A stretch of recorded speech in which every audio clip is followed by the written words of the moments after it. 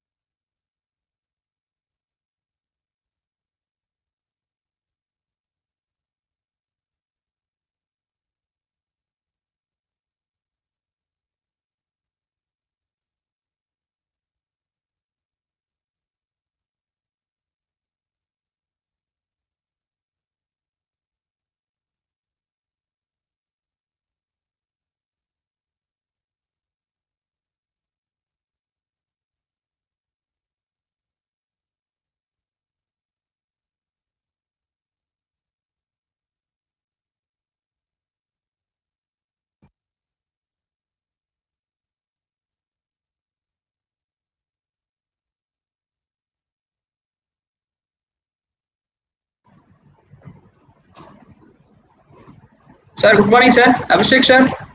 Professor. Good morning. Good morning. Yeah, good morning. How are you? Yes, sir. Yes, sir. Fine. So I'm just 5 minutes late, actually. It's okay. So actually, our participants, here in India, we started the regular classes. Okay. Okay.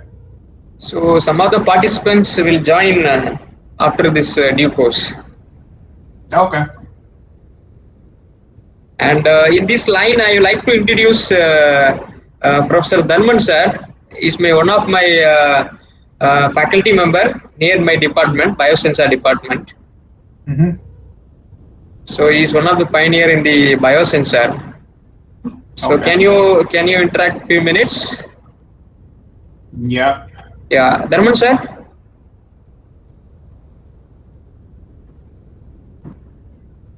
Sir, Dharman sir, are you online? No, I think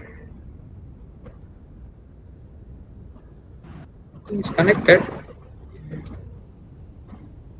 Don't know what happened. Okay, sir. What about Kumaravel sir? I think Kumaravel sir on the line. Hi, good morning. Yeah, good morning, sir. So I'm at the university. I don't have any camera. Yeah, I just. Okay, fine. Okay, thank you. Yes. So, Dharman sir. Okay, I think there may be some issue. Okay, sir. Meanwhile, we'll connect it later. So we shall start the session, sir. Yeah, we can start it. Yeah. Now the time is exactly 2 India.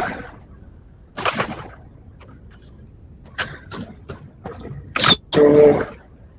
Do you want me to start the presentation? Yes, sir. Can you show me the first slide? Yeah, okay.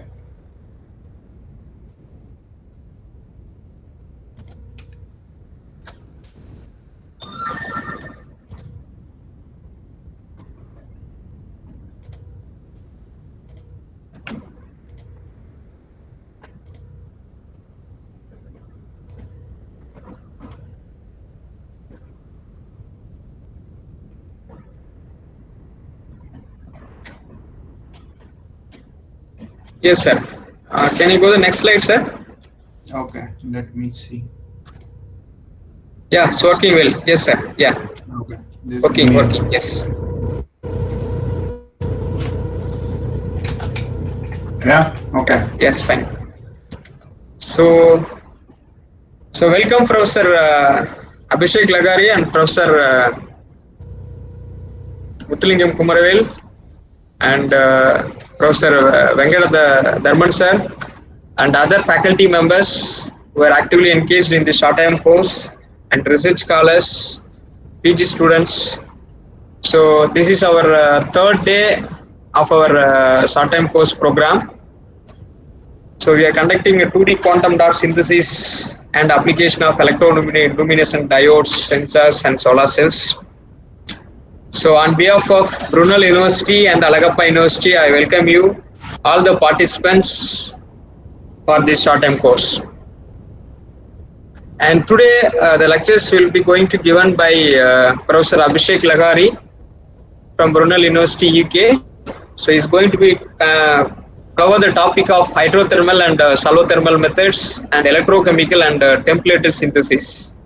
So in the material synthesis, in a research paper, you could able to see there's many papers in this simple hydrothermal or solvothermal methods. So this topic is very important and essential also for those people are doing in this material science, especially nanotechnology. So on this occasion, I would like to welcome Professor Abhishek Lagari sir to give a detailed lectures on this topic. So over to you, sir. Thanks, Rama, for the introduction. And today in the first hour, we will be looking into solvothermal and hydrothermal synthesis for the synthesis of nanomaterials. Yesterday, we looked completely on the top-down process, and today we will start looking into the bottom-up process. So before we go into the solvothermal or hydrothermal synthesis, let's look at what has been what we have already looked at in the previous section. So what we learned in the last time, we were looking into the exfoliation technique for developing two-dimensional nanomaterials. We looked at different routes for synthesis of two-dimensional materials, in which we talked about mechanical exfoliation, chemical exfoliation, and electrochemical exfoliation. So in case of mechanical exfoliation, we looked into various types such as chemistry. We had looked into ball mill technique. We looked into the fluid dynamics technique, some other techniques as well. In chemical exfoliation, it was very limited, a number of cases. And in case of electrochemical exfoliation, we looked into various electrochemical phenomena to exfoliate the material. So today we will start going into the hydrothermal and solvothermal synthesis. I guess many of you will be doing such kind of synthesis, but where does hydrothermal or solvothermal synthesis begin? Well, hydrothermal synthesis always occurs in geological phenomena. It occurs in nature. So if you look into these two figures over here, what you see is geysers which emit a lot of water, as well as there are hot springs which come out of this volcanic eruption, and these kinds of phenomena are already produced. So geysers, why do geysers form? Basically, we are talking in terms of pressure and temperature. In geysers, you have supersaturated condition where the temperature exceeds 100 degrees Celsius, which is the boiling point of water. It can go up to 150, 200 degrees Celsius. So basically, what is that? That is an hydrothermal technique. So the whole meaning of hydrothermal means water with amount of temperature. So water, you're heating up the water into such a state where you have very high supersaturated conditions. So in nature, nature already does the hydrothermal synthesis for you, and usually hot springs or these geysers relate with production of various different kinds of minerals, especially sulfur-based minerals. I don't think there are geysers in India, but I guess there are hot springs in Himalayas. So there might be certain places where you can get hot springs. But usually the geysers and hot springs, if you want to see them, it is usually very prevalent in Iceland and in Japan. For a simple reason, there are lots of volcanic eruptions taking place over there.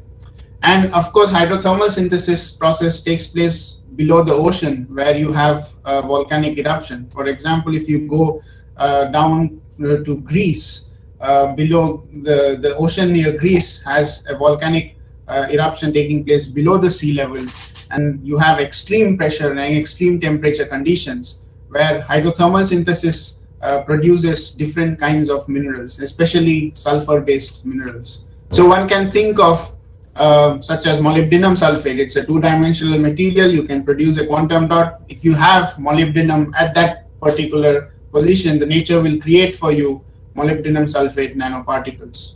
And we are simply replicating what is there in the nature into our lab to produce specific materials which we would want to use in different devices. So what is hydrothermal or solvothermal synthesis?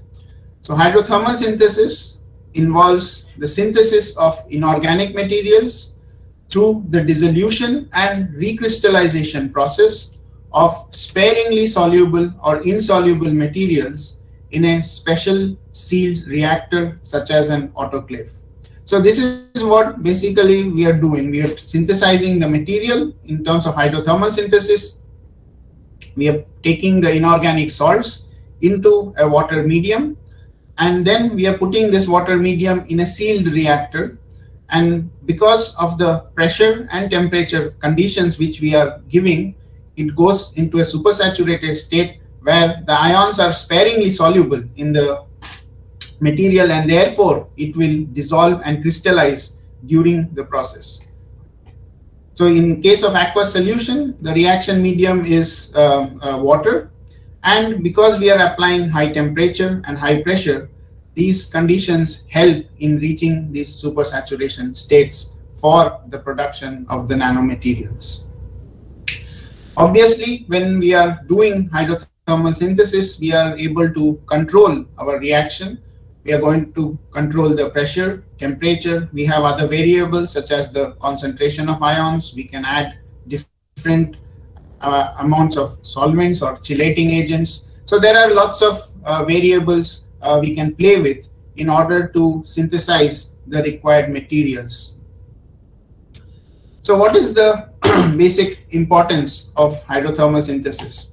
We are interested in producing nanomaterials or nanodots or quantum dots, and one can, based on the different variables, one can control the size and shape of the material, which will in turn control the properties of the material. Now, in case of hydrothermal synthesis, although we are going into extreme, not very extreme, reasonably high pressure and temperature conditions, the amount of energy, because it is in case of water, the amount of energy required is not very high. So we have looked into the top-down process yesterday, and we could see that how much energy is required in order to produce the nanomaterials, as well as the efficiency of the process was relatively low.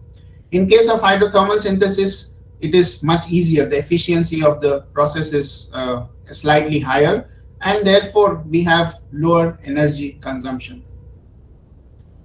With hydrothermal synthesis, it is possible to control the morphology, the particle size, as well as the crystalline structure and the phase purity.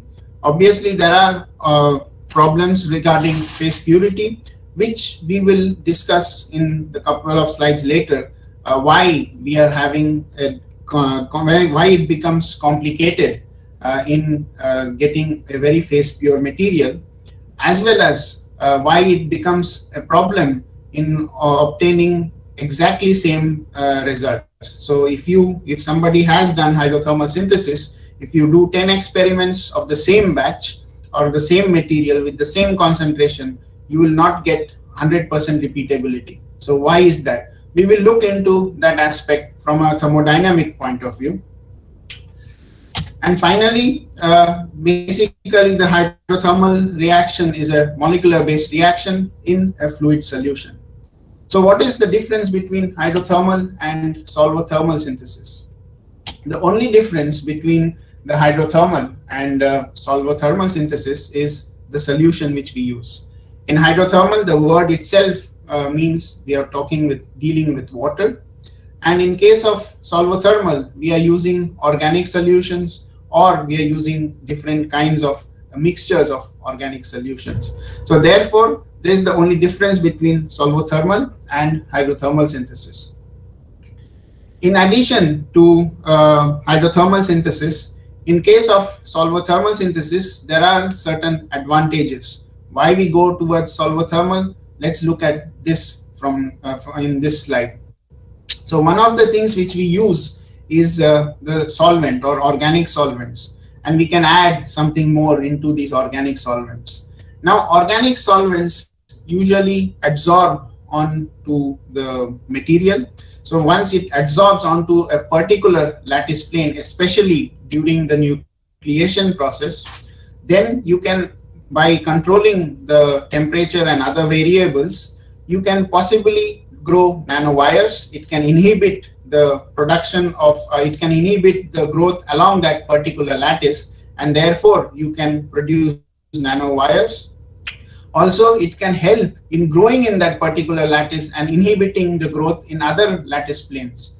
And therefore, again, you can start growing nanowires as well as nanotubes. So that is the advantage of using solvothermal over the hydrothermal synthesis.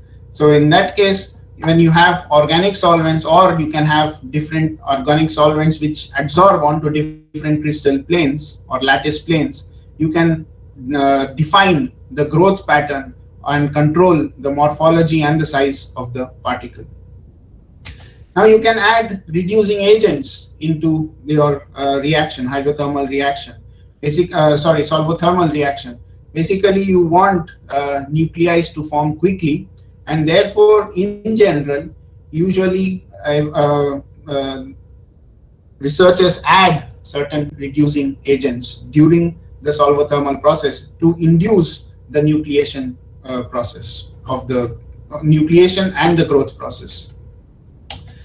Now it can, again, because of the solvothermal process, because you're adding various reducing agents and mixtures of solution, you can vary the viscosity of the medium, which will again affect the nucleation and growth process.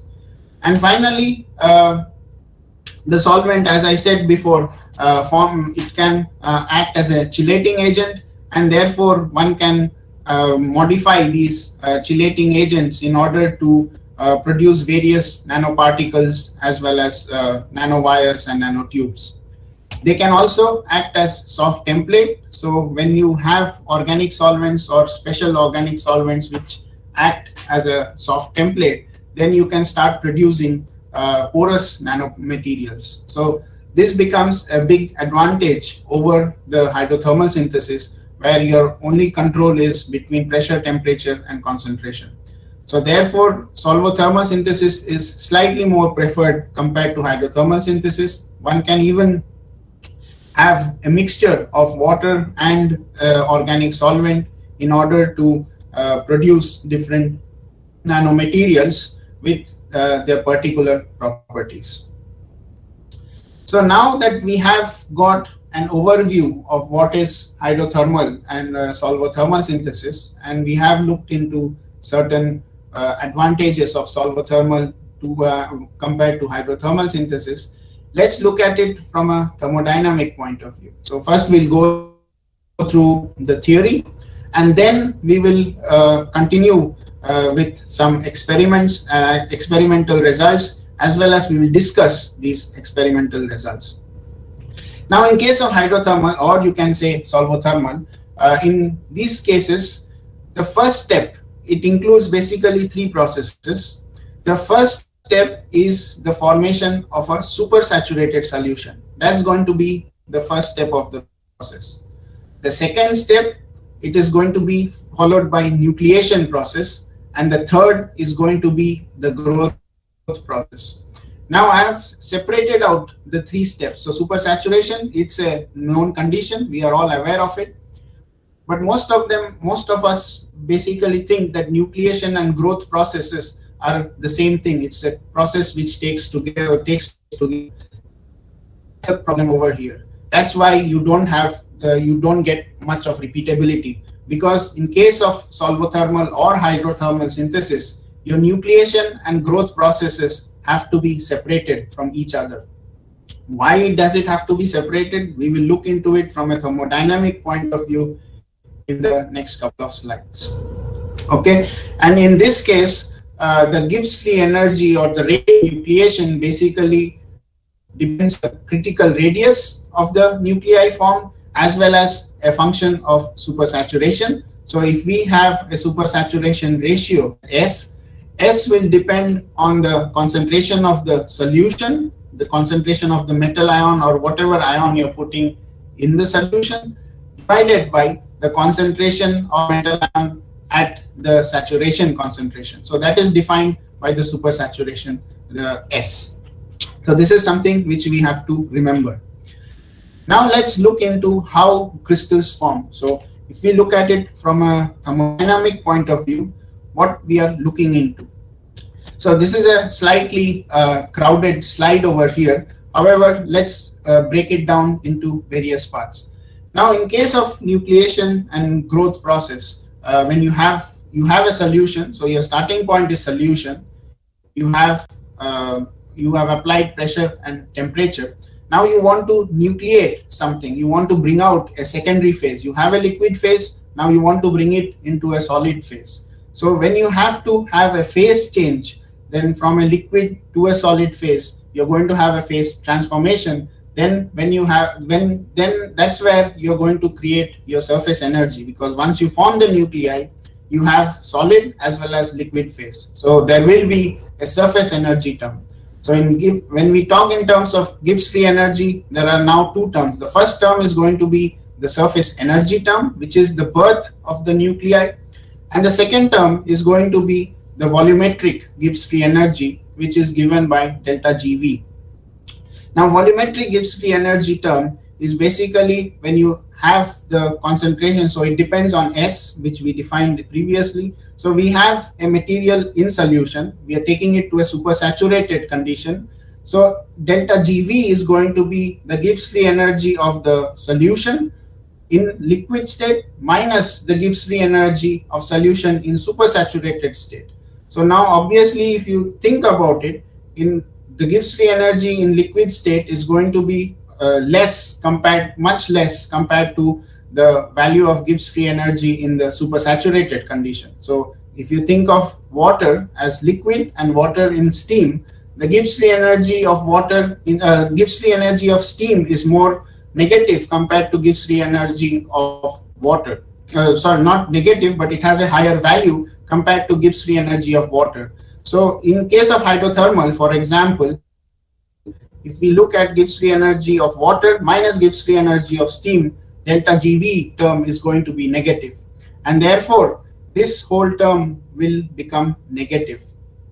Whereas because we are producing a new nuclei from the liquid state, this term is going to be, the surface energy term is going to be positive. So the total Gibbs free energy for the formation of nuclei from the liquid state is going to be a sum of volumetric Gibbs free energy for a particle. So we consider the particle to be a sphere, which therefore we multiply it with the volume because we are talking in terms of volumetric Gibbs free energy. So we have 4/3 pi r cube into delta GV plus 4 pi r square, which is the surface area of the nuclei, into gamma, which is nothing but the surface energy term. So this is the Gibbs free energy for the formation of nuclei. So we have in Gibbs free energy of formation of nuclei, we are starting from a solution. We want to form nanoparticles or the nuclei, which is a solid. Therefore, we have two terms, the surface energy term, which comes from the transformation from liquid to solid state, and we have Gibbs free and volumetric Gibbs free energy, which is negative because we are going from a liquid to a gaseous state. So therefore, if you look into the graph over here, the graph basically shows you delta G, which is in the y-axis. And if we take radius r of the nuclei, so r is the radius of the nuclei in the x-axis, what do we see? We see that the volumetric Gibbs free energy term is going negative. Why? Because we have water to steam. For example, this is just an example, hydrothermal, water to steam. So the Gibbs free energy is going to be negative. And in case of surface term, it is always going to be positive because we are going from liquid to a solid state. So energy is required during this process. So therefore, this term is going to be solid. This term is always going to be positive. So when does the nuclei form? So when you're going to produce the nuclei, what is the condition for the nucleation to form? So if you want to find out what the condition of nucleation is, if you want to find for any graph, if you want to find out what is the minima of a graph, what do? You simply differentiate with respect to something and equate it to 0. That's exactly what you do in terms of minimization. So in this case, we want the minimum energy which is required for the nucleation to take place.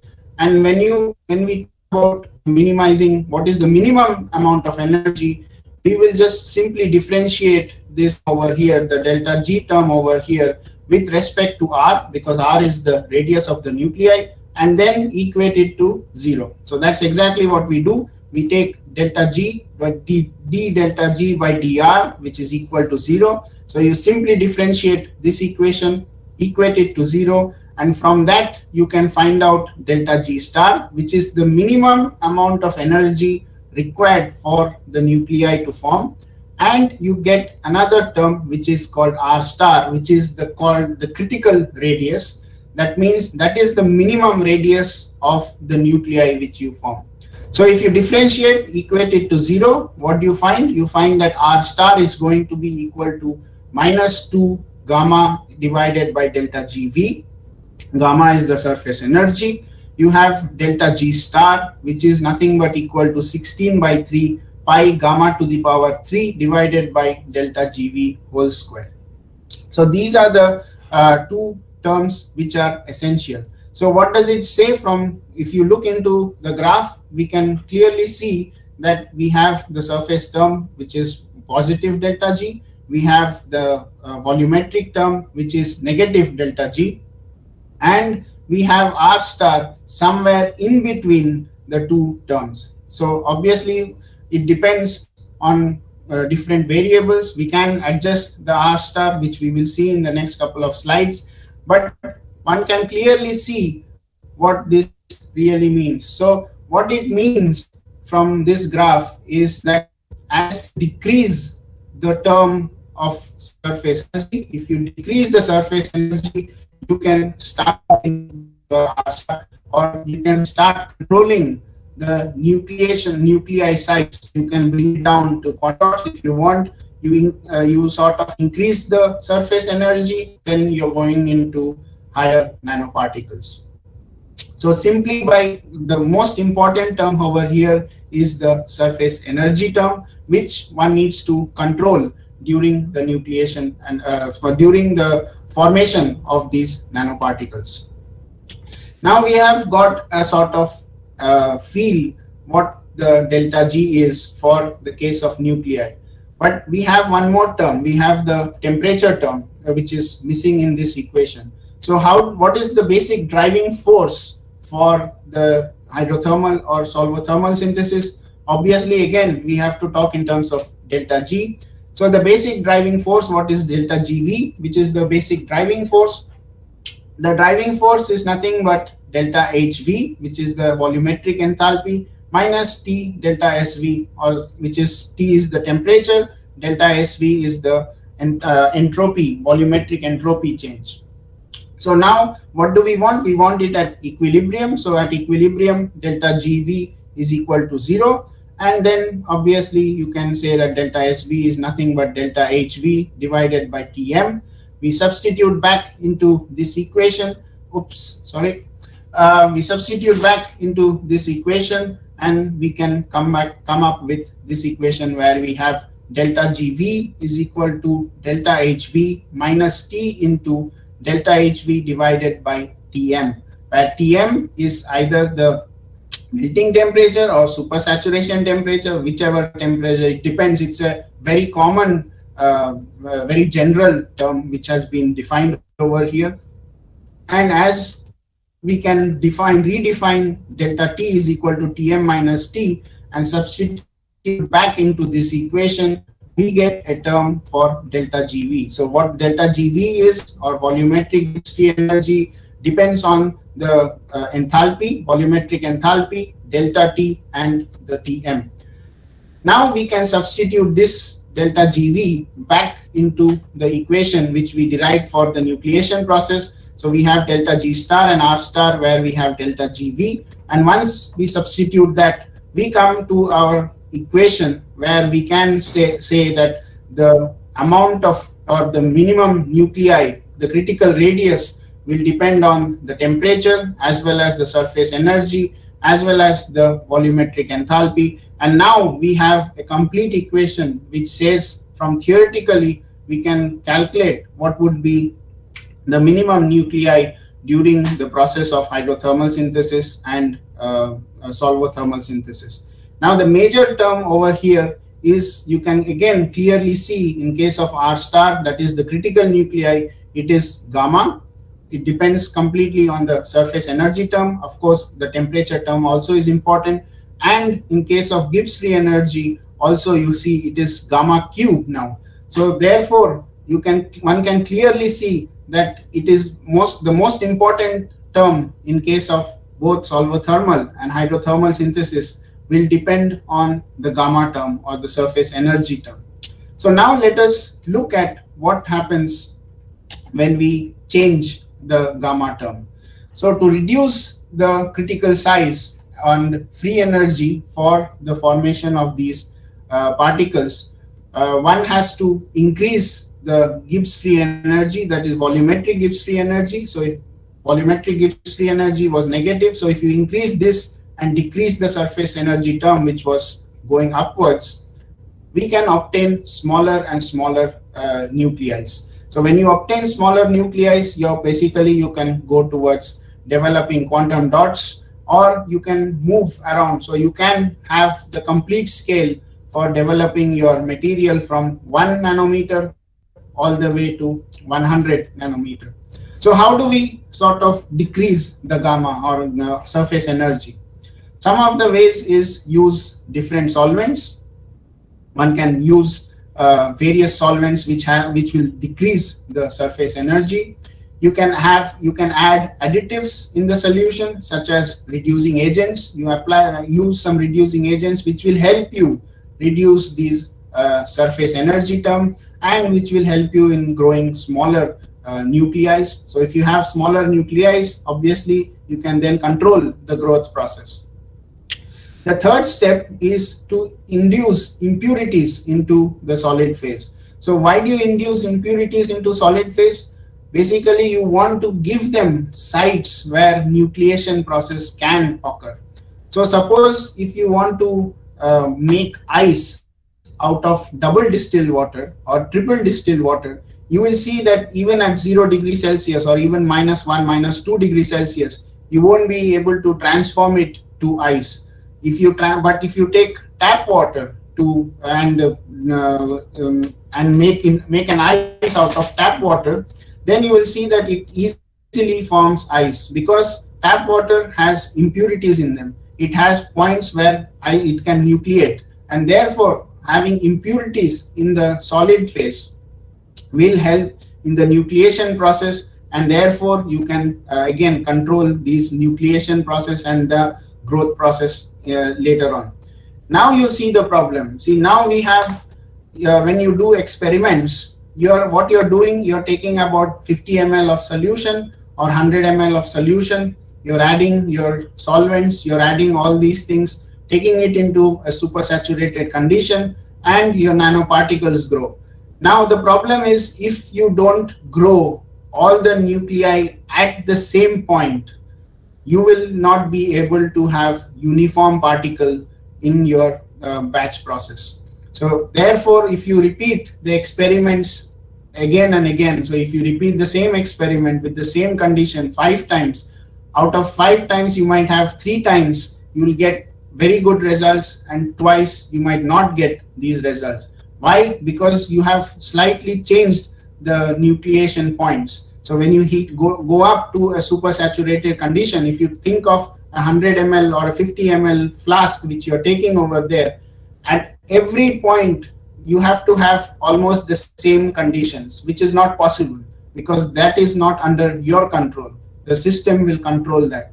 That is the unfortunate part of hydrothermal or solvothermal synthesis. And therefore, because that becomes a critical point, you will have different nuclei form at different points. So at t equals 0, you want all the nuclei to form.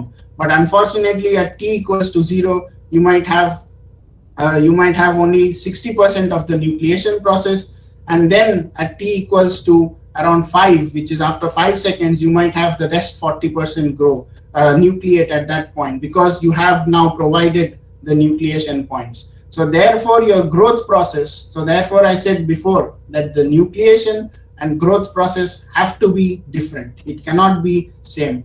So all the nuclei must form at the same time. That is one of the most critical parameter which one needs to try and control, and then you can have the growth process. So these two processes, the nucleation process should ideally occur at the same time for the whole solution, so that you have the growth process taking place next for the whole solution. So this becomes the problem in case of both solvothermal and hydrothermal synthesis. Of course, we can get around with it by using certain aspects. We can look into the concept of nucleation rate. So what does nucleation rate really come up? So nucleation rate is a probability term. So you have probability which could be taken as an Arrhenius equation form. So in case of probability, we have exponential e to the power minus delta G star divided by KT. If you have n number of species or n number of nucleation points, you can simply multiply this whole term with n. Now in case of nucleation and nucleation process, there is another term which happens. Because you're going to a supersaturated solution or supersaturated state, and your ions are sparingly insoluble, in this case, you have two phenomena taking place. One is dissolving these metal ions into the solution, and the recrystallization process. So you have two processes, one dissolution and recrystallization. And until they reach an equilibrium between the two states, one cannot basically develop the nuclei. So to reach that equilibrium state, one has to have a jump frequency, and that is defined by this term gamma, which is equal to kT divided by 3 pi lambda cube into eta, where eta is the viscosity of the solution and lambda is the diameter of the growth species. And now if you want to understand the nucleation rate, you simply multiply these two terms. So we have nucleation rate is equal to NP gamma, which is nothing but C naught into KT. C naught is the initial concentration. KT divided by 3 pi lambda cube eta into e to the power minus delta G star divided by KT. So what do we do to have a very fast nucleation rate? One can have very high initial concentration because you have C naught. So rate is directly proportional to C naught, inversely proportional to lambda cube, inversely proportional to the viscosity. So therefore, one can clearly see that if you have an initial concentration which is high in the initial concentration or in supersaturated concentration, it should be high. You should have low viscosity because inversely proportional to the viscosity, and you have a low energy barrier. So if you have delta G star, which is low, and then you can have immediate nucleation in almost all the points, and then you can control your growth pattern. So this is growth is basically you can control it simply by time. So the amount of time you can remove the material from your reactor, it will depend on that. So now we have seen, or we have sort of got a feel of how one can control the nucleation process, which is very important to produce nanodots or nanoparticles having certain properties based on these thermodynamic formulas. So now that we have looked into the thermodynamics, let's now start looking into the experimental section. So experiments, I guess many of you, whoever has done a hydrothermal synthesis is very familiar, but people who have not done hydrothermal or solvothermal synthesis, this is just an example of how things are done. So in case of hydrothermal or solvothermal synthesis, you basically do the experiment in an autoclave. It usually looks like this. Over here you have a stainless steel bomb in which you can control your temperature and pressure. This is basically, then you have the Teflon. Teflon is a very inert material and which can withstand up to 240 degrees Celsius, 240, 260 degrees Celsius, and it does not induce impurities in your material. Therefore, Teflon is chosen as one of the main materials for running these reactions. So what do? You basically put in your solution, you put in your metal salts into it, make the solution, put it inside this steel bomb, and then close the whole thing. And basically put it in an oven of 100 or 200 degrees Celsius. So the final picture basically shows something like this. When you have closed it, you will have control, you will have a pressure meter and the temperature to see how the pressure and temperature basically changes with time. And one can put this whole system either in a conventional oven or in a microwave oven. And basically what you're doing is you're heating it up, it goes up and it builds up its supersaturation condition, and then you have the nucleation growth process for your nanoparticles. So in case of hydrothermal synthesis, there are various metal oxides which have been produced ideally in basic conditions. So pH is basic in this case. A lot of materials such as titanium dioxide, vanadium oxide, manganese dioxide, they have shown production of layered oxides such as nanowires and nanotubes. Carbon-based materials, carbon basically acts as a nucleation site, so you can throw in some graphene and things like that into your solution. in order to help in the nucleation site, and then you can start producing the composites of these materials.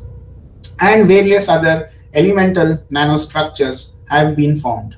So this is the experimental part of the hydrothermal synthesis. So what we have covered is we have looked into the thermodynamics, now we have looked into experiments, and now we'll go into the final example, final few slides, where we are going to take an example and see what happens at different at different conditions. So we will take the example of lithium iron phosphate. Why I'm taking lithium iron phosphate? Well, everybody has lithium iron phosphate in their pockets. How do you know that? How do I know that? Well, everybody has a mobile phone, and mobile phone has a battery in it. And lithium iron phosphate is one of the electrodes which is present in the battery. So everybody is having lithium ion battery, and lithium iron phosphate is one of the cathode material for lithium ion battery, especially in commercial stage. Most of the batteries are having lithium iron phosphate as the cathode material. So let's look at how lithium iron phosphate is produced solvothermally, and let's look at what happens with difference in temperature. So here we have a graph over here. The y-axis of the graph is cell volume in angstrom cube, and the x-axis is synthesis temperature in degrees Celsius. So what we see over here, as we go up the temperature, as we take the temperature up for the reaction from 100 all the way to 170, one can clearly see that the cell volume goes on decreasing. And above 180 all the way to 220, we see that the cell volume is constant. So what does it really mean? Why we are bothered about cell volume? Now, cell volume basically defines what impurities or what is the structure of lithium iron phosphate. So when you have a higher cell volume compared to the stable cell volume, that means that you will have impurities in your material. Your material is not a stable state, it is still an unstable state. And especially when you're using this material for battery, when you have a higher cell volume with charging and discharging of your battery, this cell volume is going to change. Because in this case, you're going to have intercalation, deintercalation reaction, and your cell volume is going to change. And once you have a change in cell volume, you might change completely the lithium iron phosphate into two phases. You might not have a single phase, you might have two phases, and your battery might run out within a day or two. So therefore, it is very important to see that your material has reached a stable state. Of course, one can think of metastable state material for use in catalysis, but it will again withstand maybe 1 or 2 cycles of catalytic reaction, after which it will be destroyed. So therefore, reaching a stable state becomes an important aspect, and therefore understanding just doing the experiment is not enough in developing nanomaterials, but understanding its structure and its stability becomes equally important. So how do we calculate cell volume? It is using X-ray diffraction. You can use X-ray diffraction to evaluate these cell volumes and other things. You get your lattice parameters. From that, one can evaluate these cell volume. So this means that below 180 degrees Celsius, there is no point in making lithium iron phosphate. One, because it will have impurities. Second, you might have a different lithium iron ratio. That means it might not be LiFePO4. It might be something like LiX FePO3 minus X, something like that, or 4 minus X, something like that, which completely beats the properties which we need for our purpose of the reaction. So temperature plays an important role. We have now looked into one aspect, that temperature plays an important role in case of hydrothermal synthesis. Obviously, we have seen it from thermodynamics as well. We have already seen how temperature is going to affect the nucleation process. Let's move ahead. Now let's look into the solvent ratio effect. So we are still talking in terms of lithium iron phosphate. Now we will talk in terms of the solvent ratio effect. So when I talk about solvent ratio, what are we talking about? When we talk about solvent, the first thing which will come into mind is we are talking in terms of surface energy. We are playing up with the surface energy term. We want the R star. We are trying to control the nucleation process. So we are controlling the R star process.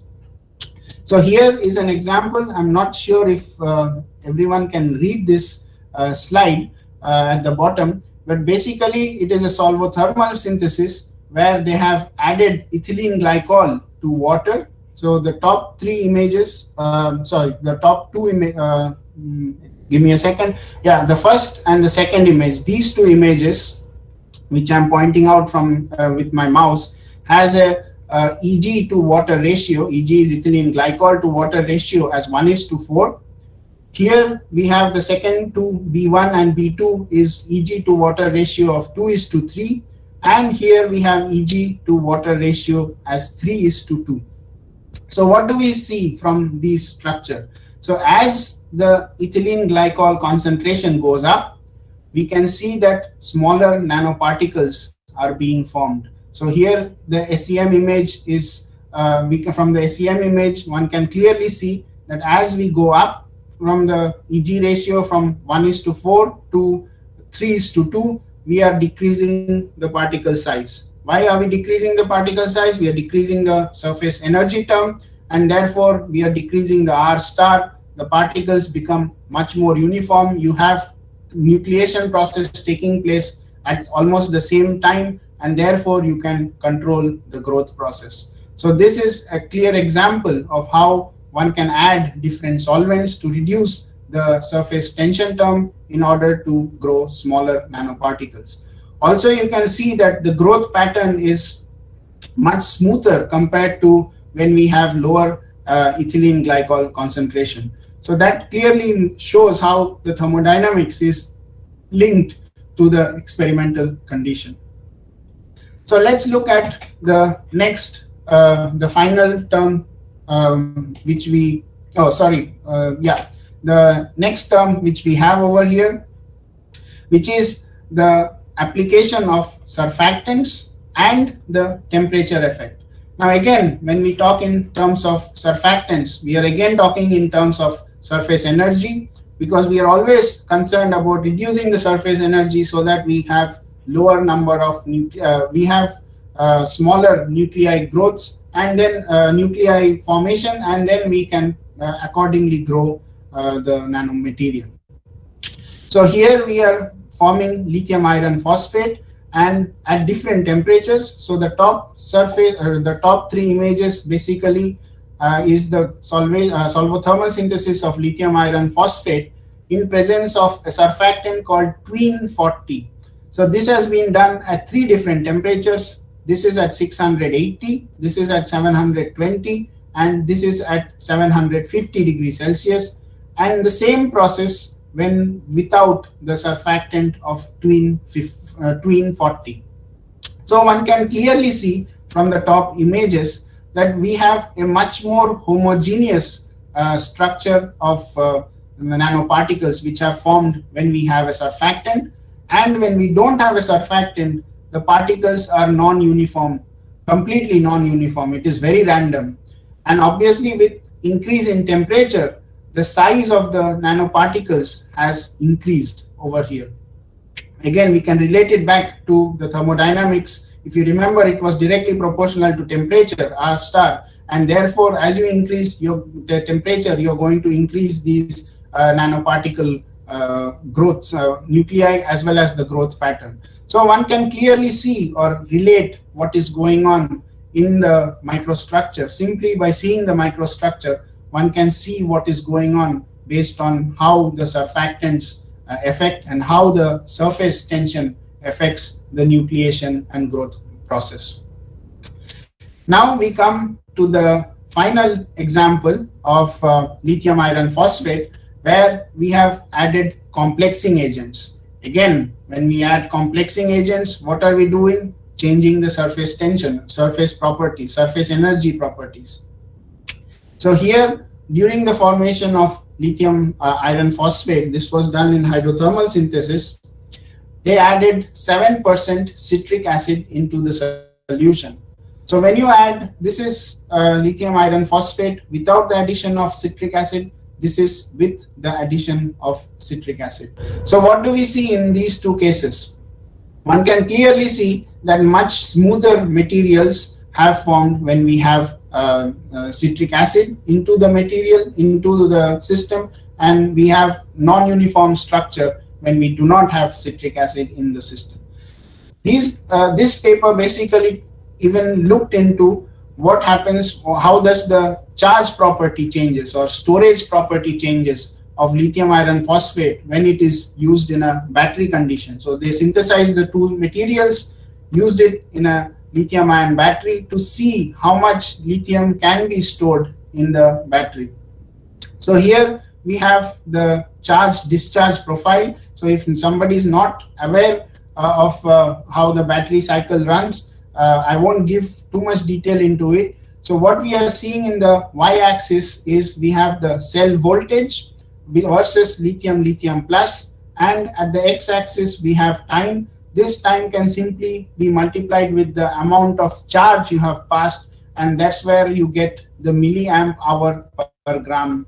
This is the usual capacity of the battery. So the theoretical capacity of lithium iron phosphate is 160 milliamp hour per gram.